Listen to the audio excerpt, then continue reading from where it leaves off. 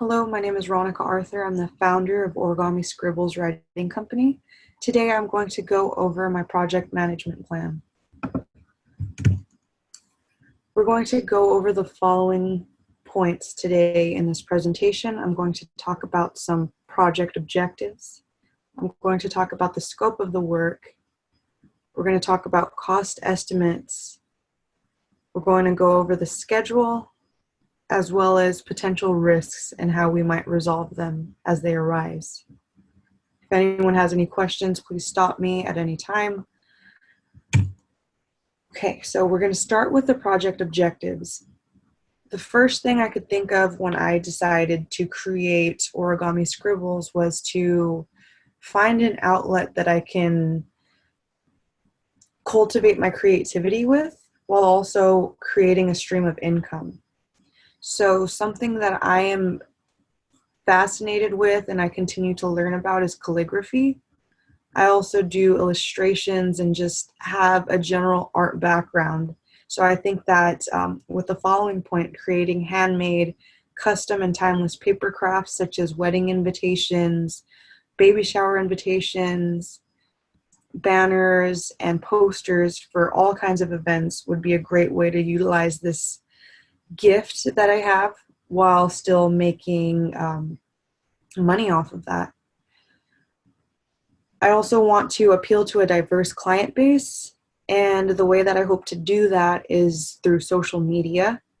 I'll take polls and present templates and products on social media to see what people want.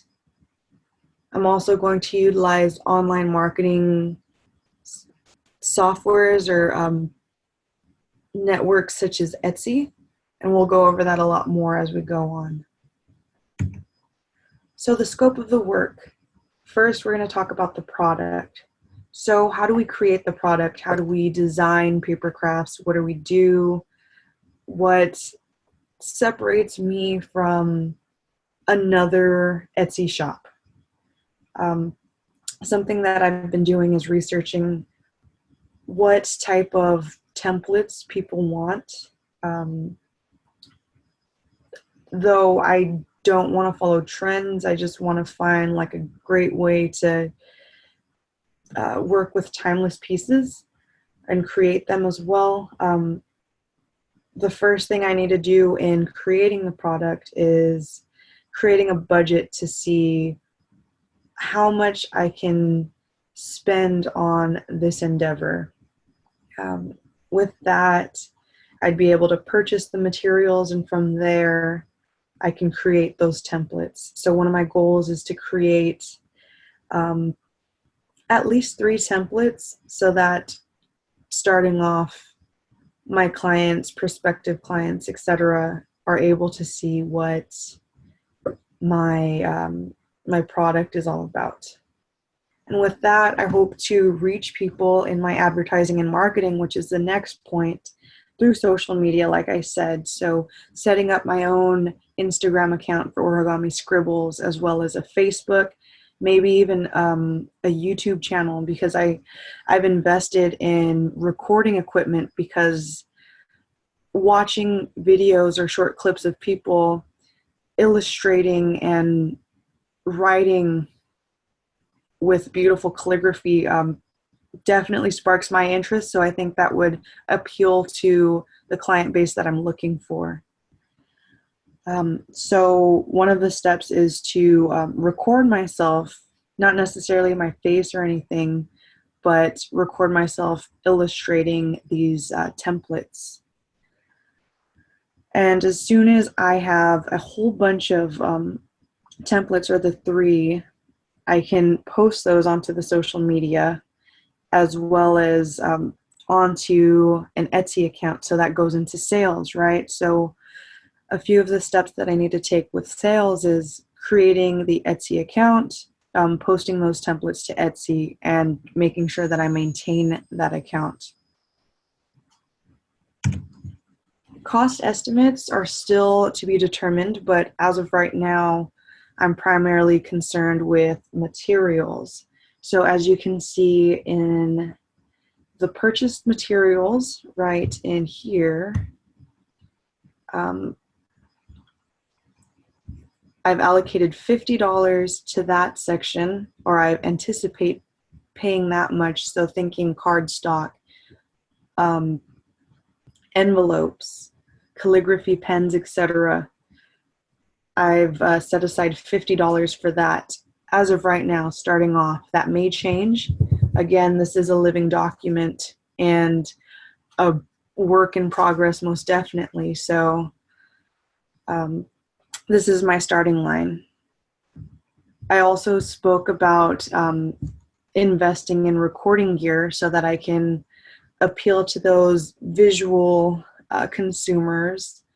So I've actually gone on to Amazon and purchased that equipment already, and that was $25.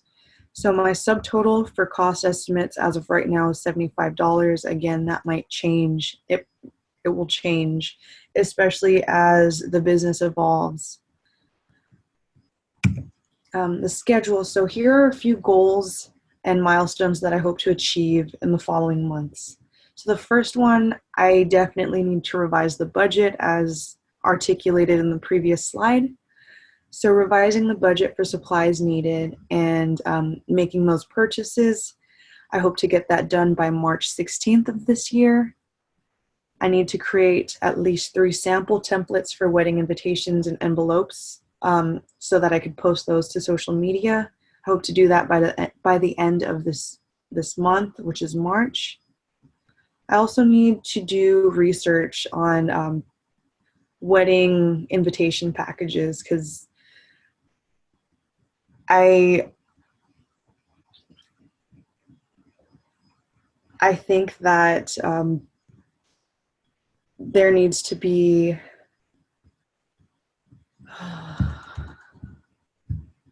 excuse me for a moment.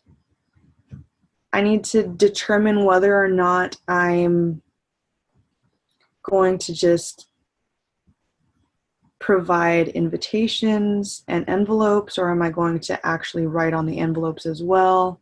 Will there be sealing, wax and sealing those envelopes? So all of that research is going to begin on the 16th of this month. As you can see, I'm pretty scatterbrained on that. I need to focus more energy on that.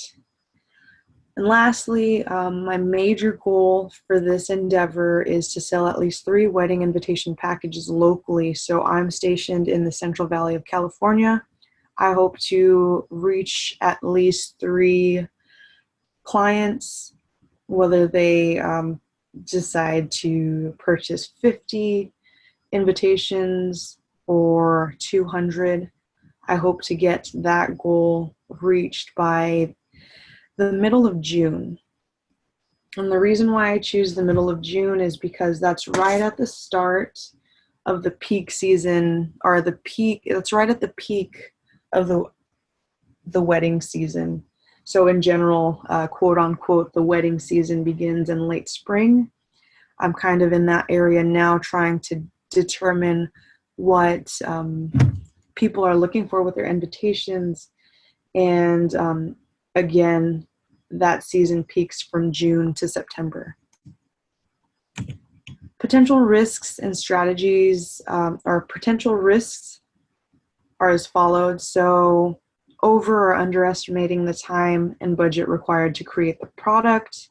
It's a medium risk because that's something that can be sorted out internally. I'm just focusing on that myself. So ways that I could reduce that risk from occurring are located on the slide as well. So starting off with saying, I'll purchase only enough materials to produce 35 wedding invitations, for example. Everything is handwritten. So I'll have some sample templates. I was talking about having 3, but right here I have 5.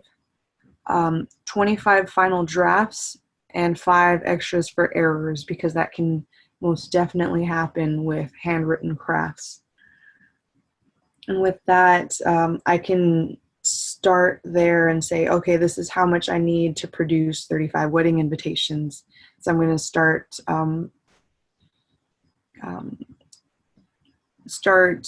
selling them by the 25, if that makes sense.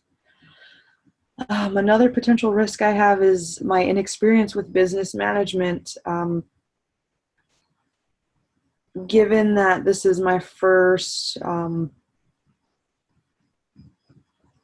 business pursuit, I'd say, with as far as selling a product, I am right at the starting line, if not 5 paces back. So that is a high risk, I would say, because that can jeopardize the whole success of my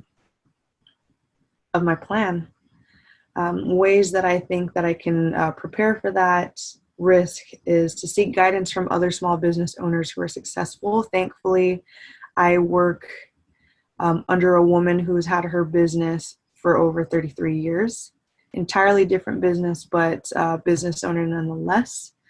I can stay current and up to date on trends in the wedding industry. I could also identify my weaknesses and limitations so that I can seek outside help and outsource things if I need to.